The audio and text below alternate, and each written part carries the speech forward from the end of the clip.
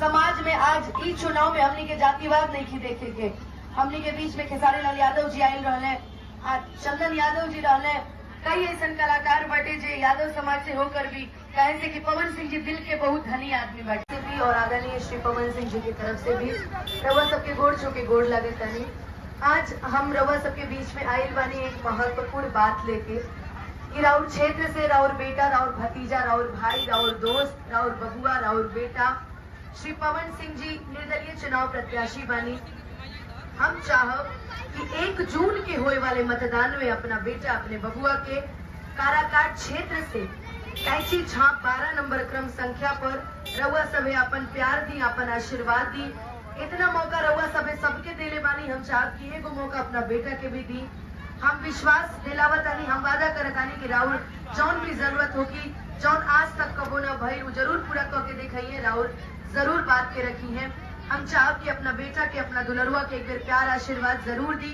राउर बेटा बड़ा दूर से चल के राउर क्षेत्र में आई बटे, तो अपना बेटा के अपना गोदी में रखे के बाद, आचर और हवे के बाद, और हमरा संगे बोले के बाद, पवन सिंह जिंदाबाद जिंदाबाद जिंदाबाद, पवन सिंह जिंदाबाद जिंदाबाद जिंदाबाद। अब पवन सिंह जी भी हमके लगा था कि आज या काल में रउआ सबके बीच में भी आई है, या क्षेत्र में कहीं सभा लगी तो जरूर आई है।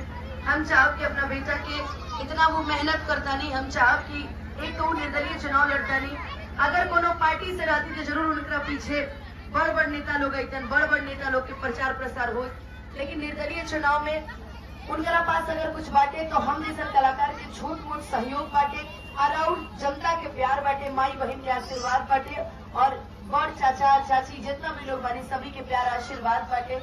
तो हम चाहब कि आप अपना बेटा के, आदरणीय श्री पवन सिंह जी के 1 तारीख के 12 नंबर क्रम संख्या पर कैची छाप पे बटन दबा के अपना बबुआ के, अपना बेटा के विजयी बनाई। हम ई निहोरा रउआ सबसे करता नहीं, हम गायिका है कि इसे हम गा के वोट मांग सकीला। हम एक लाइन कहल चाहता नहीं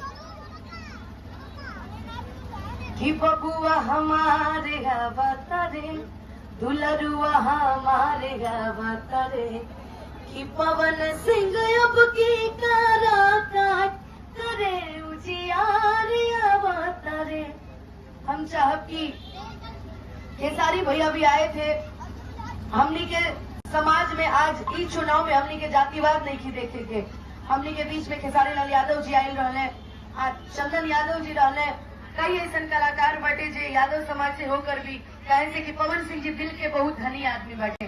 तो हम चाहब कि असली बेटा चुनी, इतना साल रहो नेता लोग के दहनी, और अपना एक बार अपना बेटा के मौका दी, अपना बेटा पे विश्वास करी। हम वादा करता नहीं कि राउर बेटा राउर विश्वास के कबू न तोड़ी है।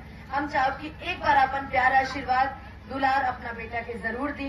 यही निहोरा लेके हम राउर सबके बीच में आयल बानी। कबो कोनो गलती हो जाए तो क्षमा कल जाला, अगर कोनो गलती हो जाए तो अपना बेटा बबुआ समझ के उनकरा के क्षमा करें। पवन सिंह जी आप सबके बीच जरूर आई है। हम चाहब कि एक बार अपना बेटा पे विश्वास करें, अपना बेटा के मतदान करें। 12 नंबर कैची छाप याद बनू, कितना नंबर चुनाव चिन्ह बताओ, तेज बोला, खाना नहीं की कहूँगा। अच्छा एक बार और मौका, कितना नंबर चुनाव चिन्ह, गिन के दिया वोट, 1 2 3 4 5 6 7 8 9 10 11 और हाँ जो है उन्होंने के जाएंगे 12 नंबर पर दवाई के बाद कैसी छाप को, ठीक ना, पता ना। आप वोटिंग कितना तारीख के बाद, 2 तारीख के, 1 तारीख के जगह भाई धूके ना हुई वोट, 1 तारीख के चाची ना, बेटा के देव के बनो की आपकी राउर सबके इंतजार रही। राउर प्रेम राउर स्नेह के पवन सिंह जी के बहुत जरूरत बाटे। हम चाहब कि राउर प्रेम राउर स्नेह अपना बेटा पे रउआ सभे जरूर दे।